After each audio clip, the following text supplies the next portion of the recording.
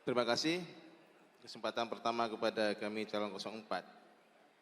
Yang pertama sekali, pada seluruh warga Kota Banda Aceh, kami mohon maaf karena waktu yang sangat terbatas dalam kampanye ini. Pada momen pilkada kali ini, tidak semua tempat sempat kami singgahi, tidak dapat semua tempat kami kunjungi, tidak semua orang warga Banda Aceh sempat bertatap muka dan berjabat tangan dengan kami, Bapak Ibu dan abang-abang kakak-kakak semua.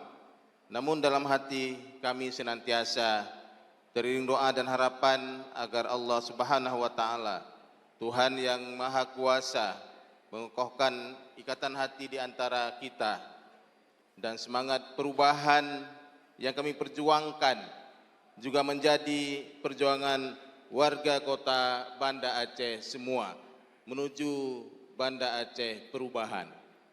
Dalam forum yang terbuka ini kami juga menyampaikan dengan segala kerendahan hati dan dengan hati yang tulus ikhlas, memohon maaf kepada seluruh paslon 1, paslon 2 dan juga paslon 3 bila dalam debat 2 kali ini ada kata-kata atau ada hal-hal yang tidak diharapkan, tidak tepat, kurang berkenan. Sebagai manusia biasa, kami mohon diperbanyak maaf. Semoga Allah Subhanahu wa Ta'ala mengumpulkan kita semua di dalam surganya nanti.